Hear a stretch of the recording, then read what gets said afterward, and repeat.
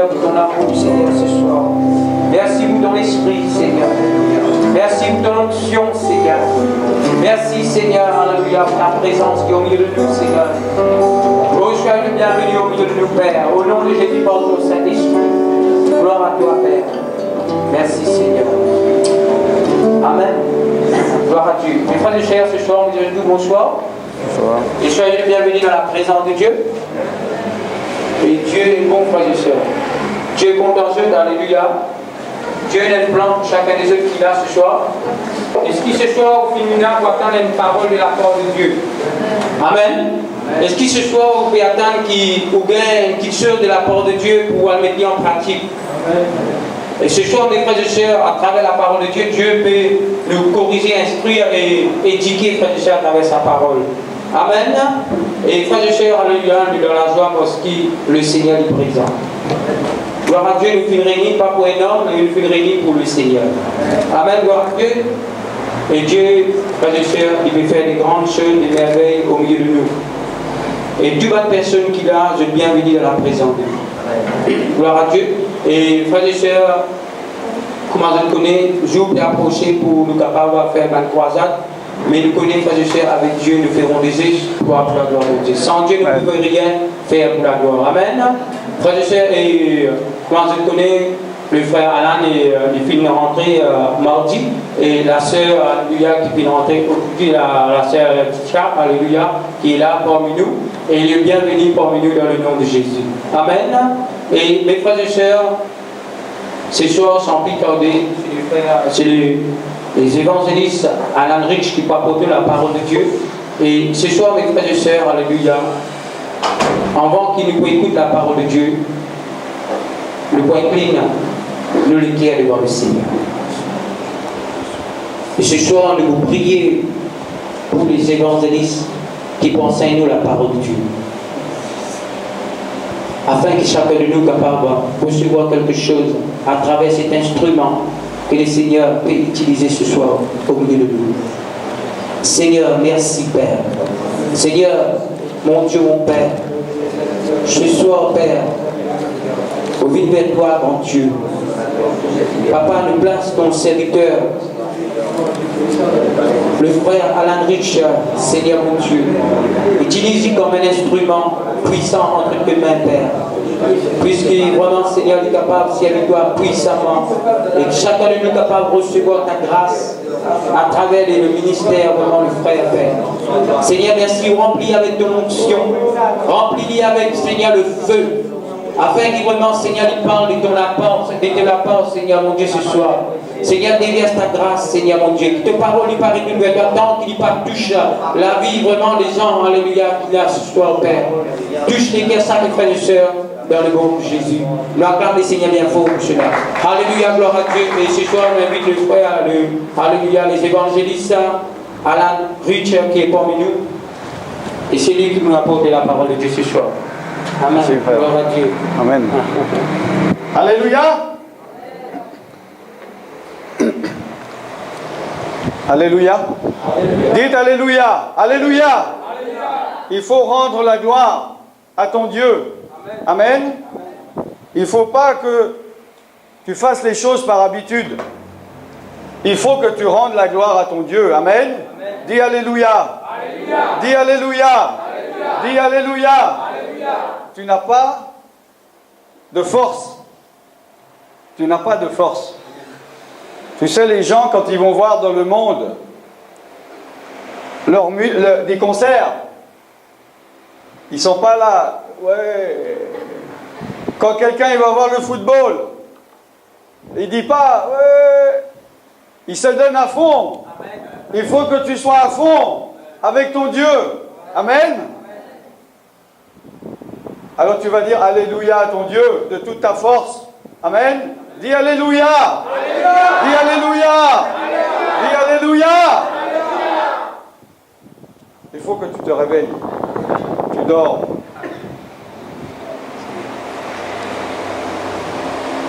Il faut que tu sois réveillé pour ton Dieu. Amen. Le matin, quand tu te lèves, tu es à moitié réveillé pendant un temps, oui. Tu te lèves, tu ne sais plus comment tu t'appelles. Tu sais plus, il faut du temps pour te réveiller.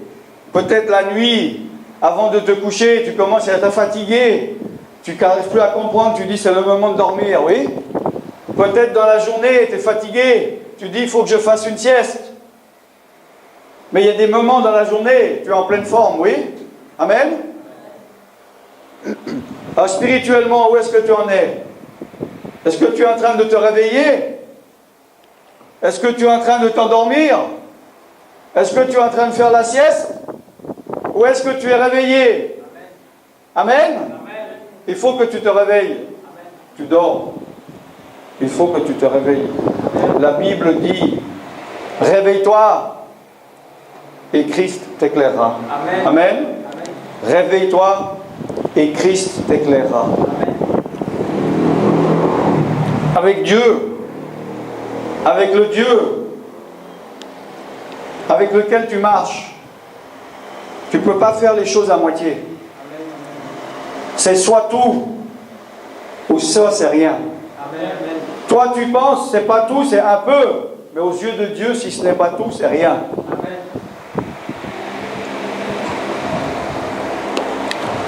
Jésus a dit, il y en a des bouillants, il y en a des froids, mais les tièdes, je les vomirai de ma bouche. Amen. Vaut mieux être froid. C'est la Bible qui le dit. Amen. Mais si tu es tiède, Jésus va te vomir de ta bouche. Il faut que tu sois bouillant pour Dieu. Amen. Il faut que tu te donnes à 100% pour ton Seigneur. Amen. Qu'est-ce que tu fais si tu vas être persécuté pour ton Dieu? Qu'est-ce que tu fais le jour où on te dit si tu marches, si tu confesses Jésus, tu ne pourras pas avoir ce travail? Est-ce que tu vas rester ferme avec ton Dieu ou tu vas dire c'est pas grave, je vais ne pas confesser le nom de Jésus pour avoir un travail, pour avoir un logement? Et là, si tu es tiède, tu ne pourras pas tenir. Amen. Amen. Il faut que tu sois ferme dans ta foi. La Bible dit, dans les derniers temps, et nous en sommes dans les derniers temps, Amen. Il y a des personnes, ils vont même sacrifier des chrétiens, des croyants, en pensant faire la volonté de Dieu. Amen. Il faut marcher avec ton Dieu, consacré, complètement. Si tu te dis, pourquoi est-ce que les promesses de la parole de Dieu ne s'accomplissent pas pour moi dans ma vie? Qu'est-ce qui ne marche pas? Est-ce que Dieu a changé? Est-ce que la Bible ne fonctionne pas? Mais Dieu ne change pas, amen. Et si tu fais ce que Dieu te demande, Dieu va faire ce qu'il dit. Amen. Amen. Mais tu dois être complètement consacré à ton Dieu dans tous les domaines de ta vie. S'il y a des parties de ta vie que tu as remis entre les mains de Dieu, ces parties-là sont bénies. Mais il y a peut-être des choses que tu n'as pas voulu, que tu ne veux pas consacrer à ton Dieu.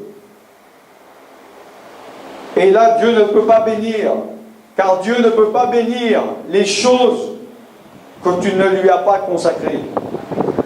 Dieu ne peut bénir que ce que tu lui consacres.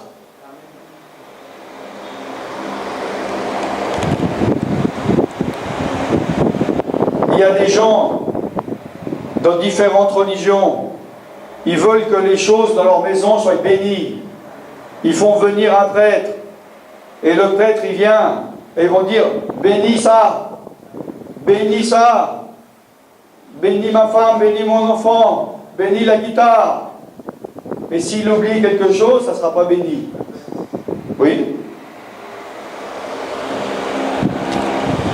Mais pour Dieu c'est pareil. S'il y a des choses dans ton cœur que tu as consacrées à l'Éternel, ces choses sont bénies. Amen. Mais si il y a des choses que tu gardes pour toi, que tu ne consacres pas, Dieu ne peut pas le bénir. Dieu ne peut pas le guérir. Dieu ne peut pas le rétablir. Et si tu as des problèmes dans ta vie, et tu dis, je ne comprends pas pourquoi, ça ne fonctionne pas, je sais tout, mais ça ne fonctionne pas, c'est parce que tu ne mets pas en pratique la parole. C'est que tu ne mets pas en pratique la connaissance que tu as. À quoi ça sert si tu as fait des études pour être mécanicien? Tu connais tout, tu sais comment réparer une voiture, mais tu ne l'as jamais fait, tu n'as jamais touché une voiture. À quoi ça sert? C'est dans la tête. Mais si tu le mets en pratique, ça a de l'utilité. Mais si tu sais tout, mais tu ne répares jamais une voiture, à quoi ça sert? De dire à tout le monde, tu sais, je suis capable de réparer ta voiture. Mais si tu ne le fais pas, à quoi ça sert? C'est dans ta tête. Où sont les choses que tu as reçues de Dieu? Est-ce qu'ils sont dans ta tête? Ou est-ce que tu les as mis en pratique?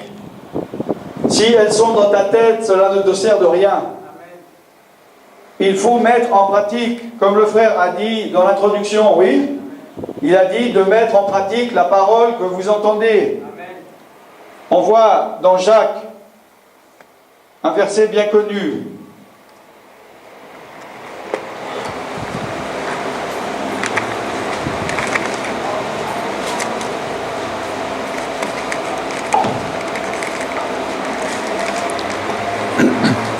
Au chapitre 1, à partir du verset 22, mets en pratique la parole et ne te borne pas à l'écouter en te trompant toi-même par de faux raisonnements. Amen. Car si tu écoutes la parole et tu ne la mets pas en pratique, tu es semblable à un homme ou à une femme qui regarde dans un miroir son visage naturel et qui, après s'être regardé, il s'en va et il oublie aussitôt qui il était. Mais celui qui aura plongé les regards dans la loi parfaite, la loi de la liberté, et qui aura persévéré, n'étant pas un auditeur oublieux, mais se mettant à l'œuvre, celui-là sera heureux dans son activité. Amen. Il dit, si tu écoutes la parole et que tu ne fais que l'écouter, mais que tu ne la mets pas en pratique, tu te trompes toi-même par des faux raisonnements. Si tu veux tromper quelqu'un, tu vas te tromper avec tes paroles. Oui. Si je veux te vendre quelque chose, si ça vaut 500 roupies, et je veux le vendre 1000, je vais te tromper avec des paroles. Je vais dire c'est quelque chose de spécial, c'est de la laine, alors que c'est pas vrai, je vais te tromper par mes paroles. Mais si je me trompe moi-même, je ne vais pas me parler à moi-même, c'est dans ma tête. C'est des faux raisonnements. Je veux dire, je connais la vérité, mais je vais moi-même me tromper. Et si tu écoutes la parole, tu ne la mets pas en pratique, tu te trompes toi-même. Tu trompes Dieu, tu te trompes toi-même.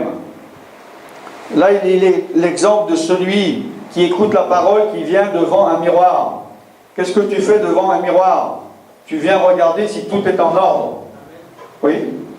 Si je viens et je vois, ok, il n'y a pas de problème. Ma chemise est ok, mes cheveux sont ok, je peux partir. J'ai eu la confirmation. Mais si je viens et je vois je suis mal coiffé, et je dis tiens, je suis mal coiffé, et je repars, à quoi ça sert que je suis venu devant mon miroir? À quoi ça sert que je sache que je suis mal coiffé? J'ai perdu mon temps. Un miroir, ça sert si je viens, je vois que je suis mal coiffé, et je vais me rectifier. Et la parole de Dieu, c'est ça. Mais si, jour après jour, et ce soir aussi, tu écoutes la parole, tu dis, oh c'est bien, et tu pars et tu ne fais rien, ça ne sert à rien. Amen. Tu as perdu ton temps. Pourquoi es-tu venu? Tu es venu pour rien. Amen. Tu as perdu ton temps. Mais si tu as écouté et tu as mis en pratique et tu as persévéré, alors tu es heureux dans ton activité. Amen. Es-tu heureux dans ton activité? Es-tu béni dans ta famille? Es-tu béni dans ton travail? Es-tu béni dans tous les domaines de ta vie? Si tu mets en pratique la parole de Dieu, tu le seras. Amen. Amen. Il ne s'agit pas de savoir beaucoup. Il s'agit de mettre en pratique ce que tu sais déjà. Vaut mieux savoir un petit peu et le mettre en pratique que beaucoup et pas le mettre en pratique. Amen. On voit dans Jean 13, 17.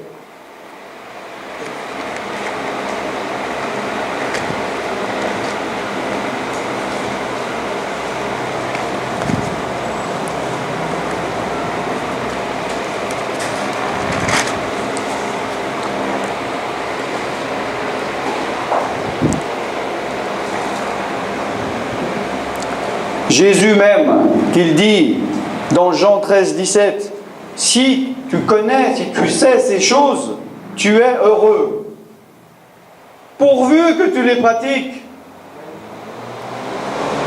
Si tu connais ces choses, tu es heureux, pourvu que tu les pratiques, car si tu ne les pratiques pas, ça ne sert à rien. Tu n'es pas heureux. Tu ne peux pas être heureux. Jésus même a dit cela, amen.